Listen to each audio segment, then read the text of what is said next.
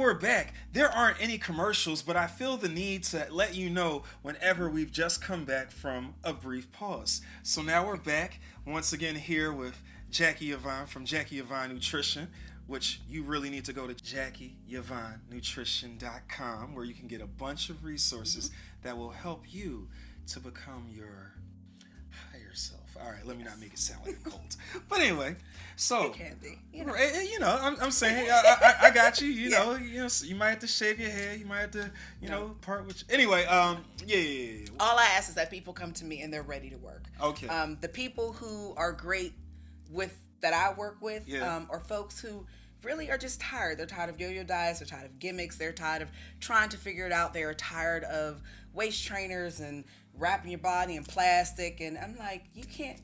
Fat. That's not how that works. Yeah. You can't. I mean, you can squeeze on fat all you want, but that's not how fat cells shrink. Right. At all.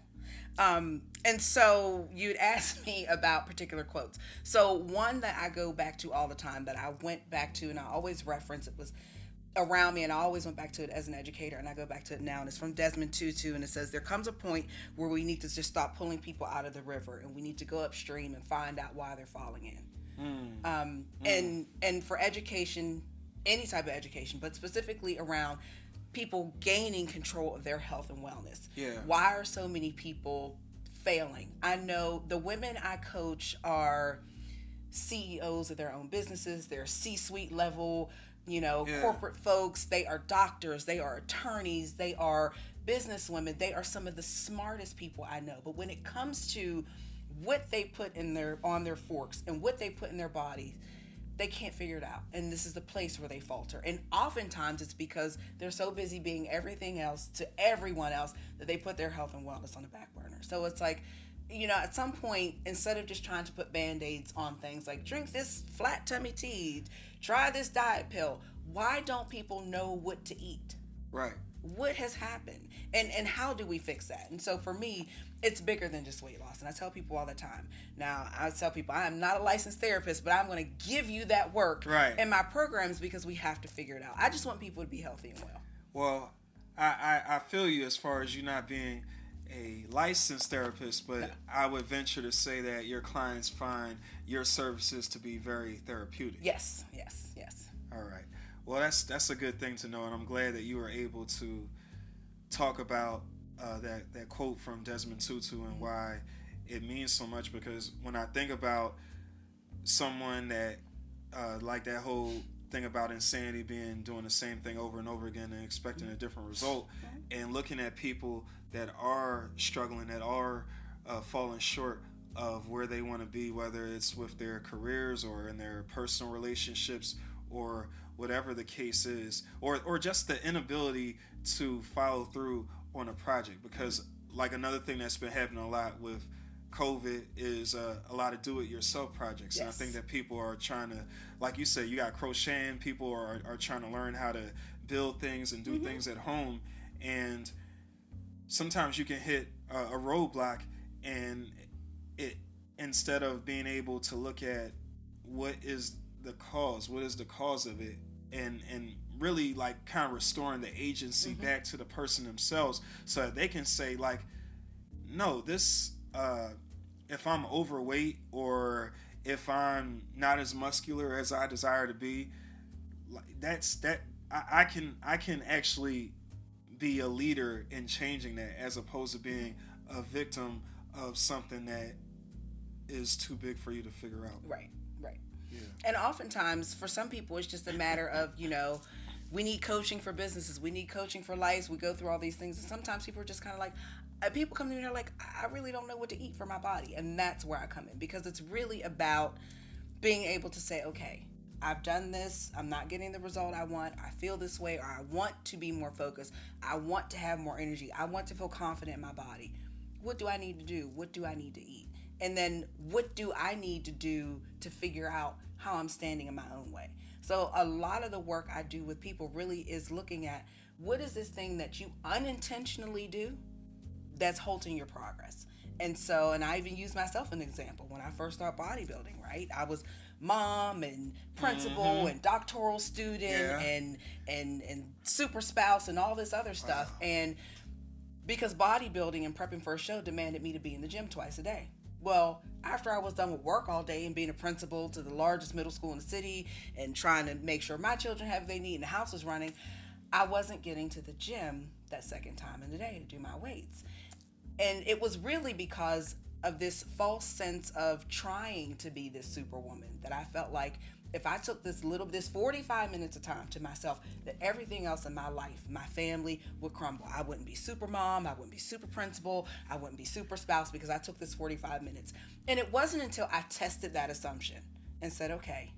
And I said to my son, I really got to get to the gym, so I can't pick you up from football practice. Now he was 16 years old. He's like, right. Okay. That's, yeah. He like, probably would prefer it. Yeah. And it was like, but are you going to get home in time? He's like, Mom, I got it. He's like, go to the gym. Like, I'm really excited that you're doing this. And I was like, oh, so you're not mad at me for not being around, being super mom all the time? Yeah. And he was like, no. But that was just my fear and assumption that was it. So it was my own fear, my own assumption about if I took this time away from myself, that was getting in the way. Once I realized that, I was able to just get to the gym. So what's really dope about what you just said is to be accountable / unapologetic about pursuing your own happiness. Mm-hmm. Because just because you're a mother, just because you're a principal, just because you're competing in bodybuilding competitions, that doesn't mean that what you really need has to get so drastically deprioritized. No, not at all. It doesn't. And actually what it does, it made me better in all of those other things because I was taking care of myself.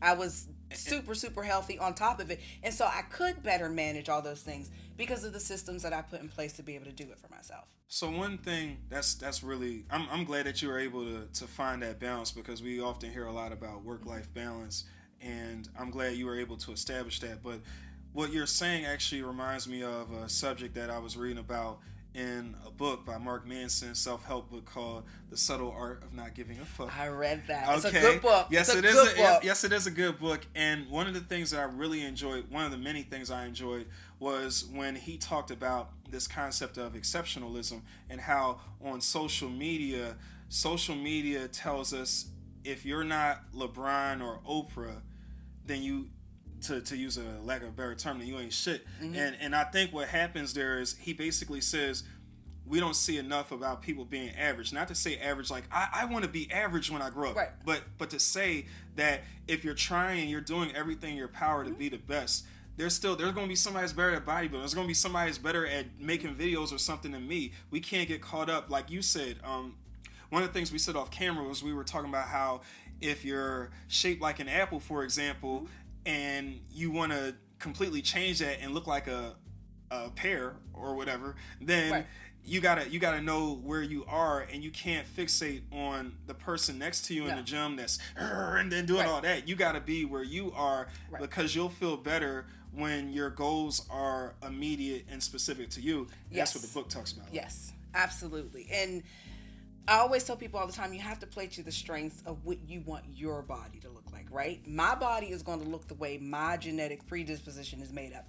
I might be like, oh, the bikini competitors are so cute and they're so thin. Yeah. I would have to get back to my birth weight to look like one of them. Yeah. I build muscle really, really fast. Right. And that's not for me. I personally like physique in women's bodybuilding. I like it. My body naturally fits into that. Right. But when it comes to people trying to change their bodies, it's like, no, let's make the best version of you. We're not going to be fixated on you trying to look like this person or this singer or that person, because, and here's the thing, to look like that involves a lot of work. Yeah. And so when people are like, oh no, I'm up for the challenge doing that work. All right, well, let's go. We're going to get your version of that best body. I can't make you look like Serena Williams if you are not genetically predisposed to look like Serena Williams. So another quote I just thought of, and I'm telling you, between the book, between your knowledge and just what's going on, what's percolating up here in my head, I'm just thinking of things. I just heard this recently. Comparison is a thief of joy. It is. Oh my goodness. It is.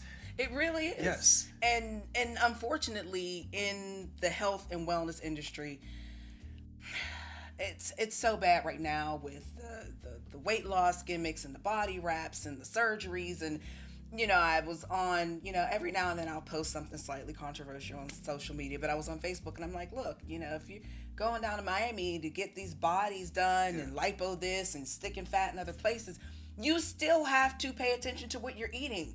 Those fat cells aren't gone forever, and you have other fat cells elsewhere in your body. So while you may go to Miami and get this body tightened up and shaped and some things moved around, if you still are not paying attention to what's in your refrigerator and what's on your fork, your body's not, so now you got this big old booty and these giant boobs, right? But you have other fat in other places that's just getting bigger and bigger and bigger. So now you look like this more distorted version of what you were, and that's not cool either. No, it's not. And to make this more immediate to me and my struggle, so let me get real here. Okay.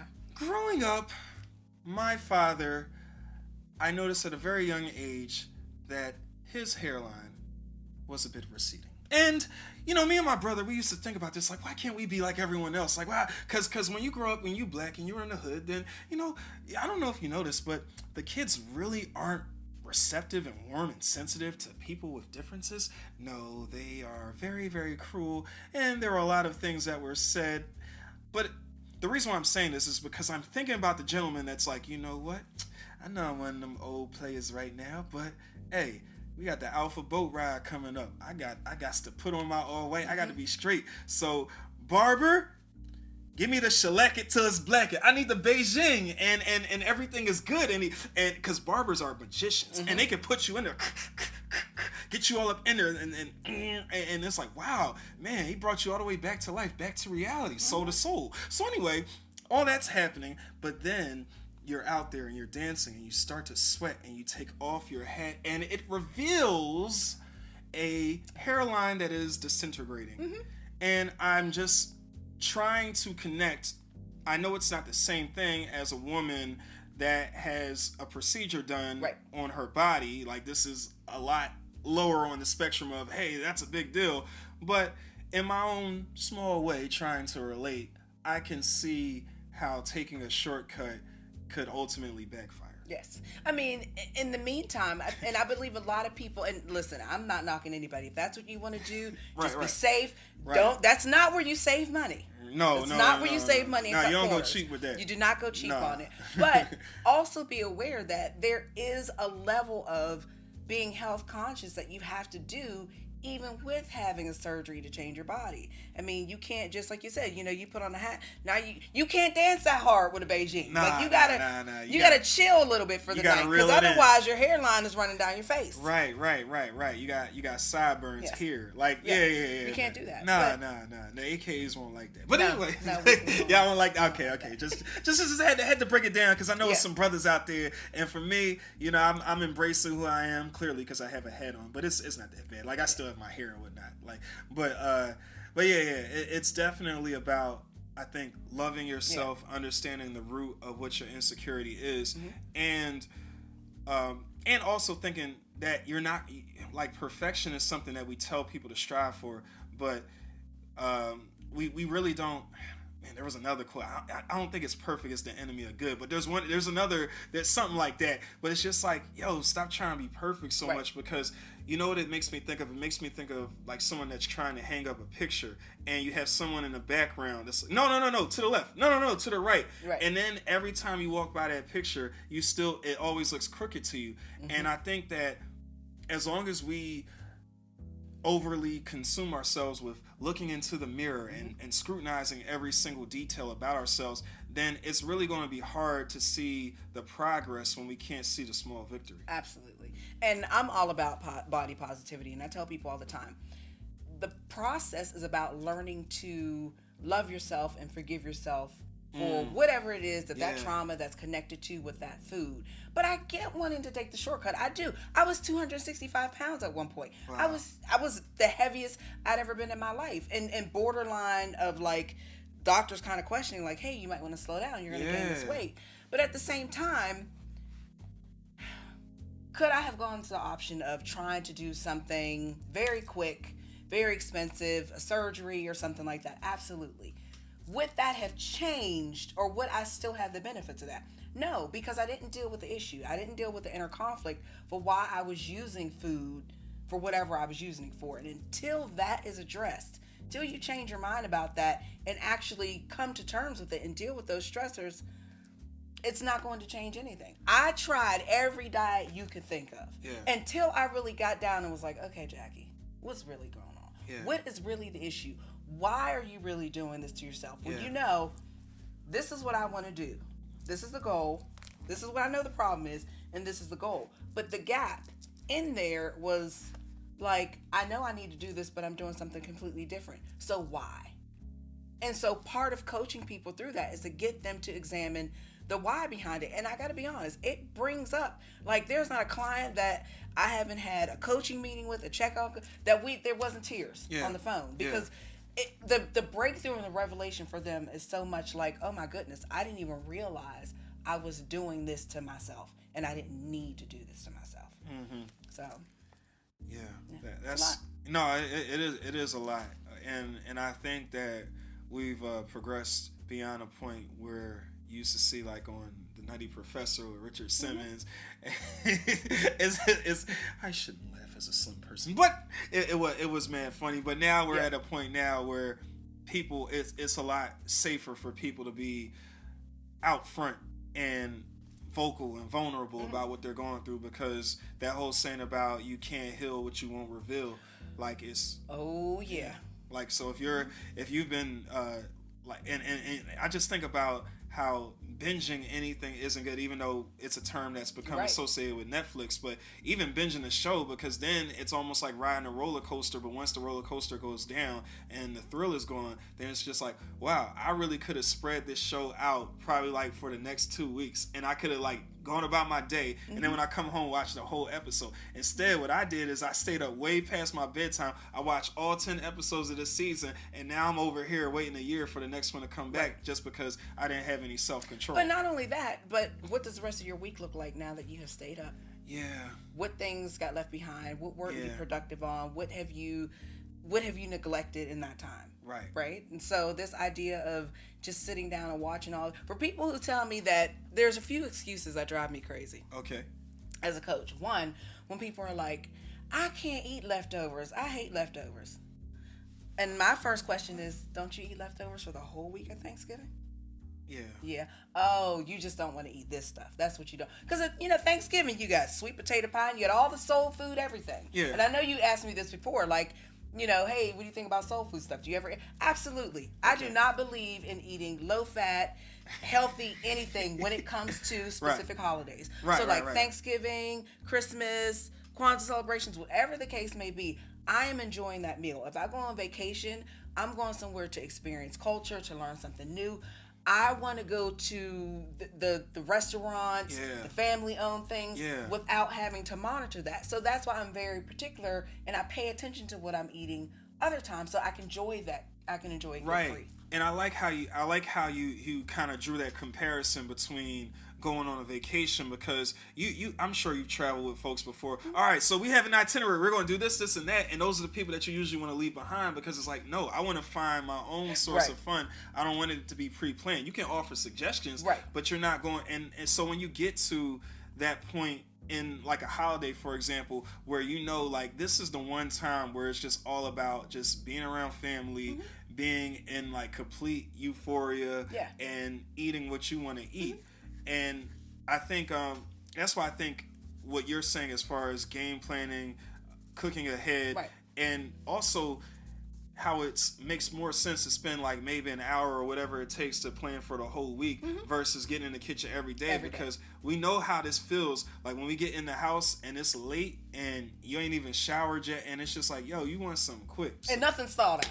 Right. Nothing's ready. Nothing's thought out. Nothing. No. Now you gotta sit here, you doing like this and stuff. It's just like, and you start to rationalize. Now you know why your mom was mad when that chicken wasn't thawed out when she got home. Yeah. I know, because like when you gotta do that stuff yourself, you start looking at the oodles and noodles and be like, well, you know what? Let me just have this. This could be ready in 5 minutes. Absolutely. And I get that, and that's why it's easier to be prepared and to have the things that you need. So it's not like, It's not even a question of, well, what am I going to have? That whole coming home and trying to figure a thing out, that's too much work. It's and you know, it's so bad. Here's another wrinkle I'm gonna throw at you. It's so bad that even if you're somebody that eats out all the time, when you start thinking about what you're going to eat, like, cause a weird place to be in. Cause it's one thing. I think there are people who just eat out and that's what they do every day.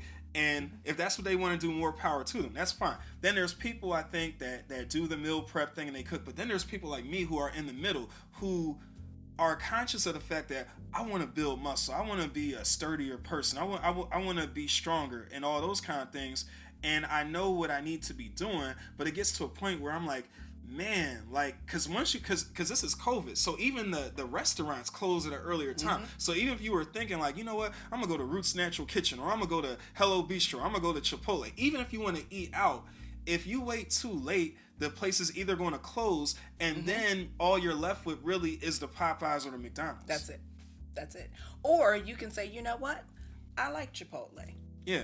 Or, you know, I'm going to make this. So then you make some rice. I mean, their rice is simple. It's just like lemon, lime juice, a little lime zest. That's where you take the lime and you use the grater. You make and you have your beans and you have whatever other protein source you want to have it. You get your salsa and you put all this stuff together and you make yourself a bowl. Yeah. I mean, it can really be done and cost effective. And while you're doing it, you can actually see how much salt and pepper and all those kind of things that you're adding. And controlling the protein portions. Because for somebody who's saying, okay, I want to build or I want to hold on to more muscle or whatever I'm doing. Yeah.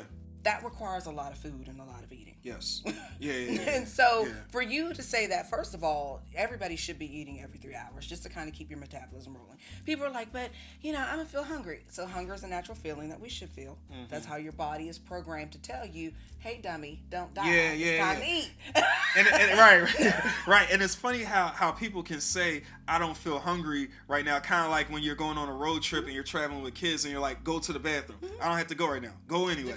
And because what it reminds me of is how in one breath a person that's making excuses can be like, I don't feel hungry right now, but in the next breath they know if they drive by the right spot, because I know like in Target they got like these there's this one snack brand called Lesser Evil, and they make like the power curls or something. And for some reason I started eating them. I was just like them, and they're just like they're like something that I'm just like, man, I gotta get me some of them. So it'll be like, all right, you know, I'm going to get some water, I'm going to get some coconut water, I'm going to get on out of here. But then as I walk by, I'm like, I need some power curls with Himalayan sea salt, and I'll get that. But it just goes to show that you can't use that excuse as far as, oh, I'm not hungry, because when you see something that... You'll eat it. Yeah, you'll eat it. Right. In a heartbeat. Right. No. And people aren't eating enough. And whether you want to lose weight or gain weight, you have to be in a calorie deficit. And for most people, they are so far underneath the calories they need to eat. Literally just to get up and breathe. Right. There's a certain amount of calories your body needs to do that. Otherwise, your metabolism's shutting down, and then your body is just digging into your muscle sources, you know, for energy, and that's not good. Yeah, and I think about all kinds of things like with me that are I won't say health related, like I'm in trouble, but just as far as things like, man, sometimes I think about, man, my eyes aren't making enough moisture. So if I'm wearing contacts, like stuff is getting red, I'm getting tired, I'm constantly on the road, or it's like, wow, when I skipped breakfast this morning, like it impacted me later on in the day, and I crashed. And I know, like, the way I am with this whole, and you know how it is with gig work, and it's like, all right, well, you set out, let's say you're going to make $100 a day, and you know you need to do at least, like, let's say 12 to 15 trips. Well, that requires just the, like, I don't think people really get it, but just the toll that it takes on you, just like, it's almost like physically, emotionally, like all these different things with just driving. Yes. Driving, period, is hard. But when you got to drive to deliver something, and you have to, because the thing is, when you're driving, you can control it. You can kind of be like, all right, I'm going to Monroeville Mall and I'm coming right back. It's like, all right, you're on autopilot. But when you're just like, oh, I got to deal with Ohio River Boulevard, I got to deal with McNightmare Road, I got to deal with 51. When that stuff starts coming, and you know you're around you, and you don't have your wherewithal with you because you didn't put the proper stuff in your body, and now it's impact. Like, you don't have any bottled water, you don't have any snacks. It really does affect you. So I think, to bring this full circle, what I'm seeing is that this isn't just for someone who's a bodybuilder. Absolutely not. So literally the idea, and part of the things I do a lot with corporations, right? Because they want their people productive. Yeah. They want them at work. Yeah. They want insurance premiums down. Yeah. And, they want focus. And you have people going in and not giving their bodies what they need to be able to focus. Now you have two things. So you have the corporate culture that says work, work first, not take care of yourself first. So you have some places where it's like, okay, well, I need to be able to drink a certain amount of water so that my body is hydrated and my focus is on point and my brain is firing off. Some jobs don't even want you to go to the bathroom. But they don't, right? But you have no time in between meetings to go to the bathroom, or there's no place where you can go where you have time to eat. Yeah. Whatever, you know what I mean? So it's like we want our people healthy and we want them well, but we don't create the environment that will do that. And people don't leave stuff just because they're like, I'm sick of this. The environment is not well, and so. Workplace stressors is now classified under the World Health Organization. Right, it's a serious point of emphasis now.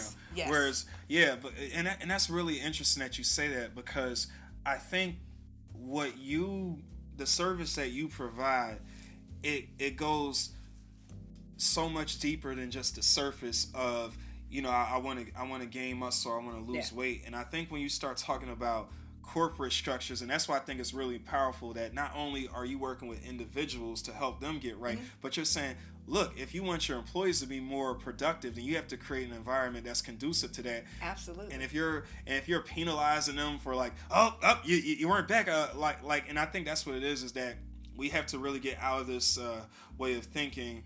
And I think we know where it comes from, because we know that it's not us, but this way of thinking as far as time being linear, and we know kind of in the Black community it's more circular, and we don't, you can't, because the thing is, when it comes to, I did an IT job, an entry level job last year for about a couple of months, and when I was around, they're up all night. They got their feet on the desk and stuff. But that's because they need to be like that, because they know that they're managing the IT systems for all of these different retail stores. And if they're not comfortable and relaxed and in the mode, a lot of their job is sitting around and chilling. But then when something crashes, they need to be right on it. And if they aren't in an environment that allows them to kind of look like they're quote unquote being unproductive or something like that, then they won't be able to do their jobs. No, not at all. So it's deep. Yeah. And it's if we want people to be their best selves, if we want them to be focused, productive, on time, not off for sick things, and we have to really look at what is the environment that we have and how do we change it so that our workforce is healthy. What things can we do other than saying, okay, we're going to run a 5K?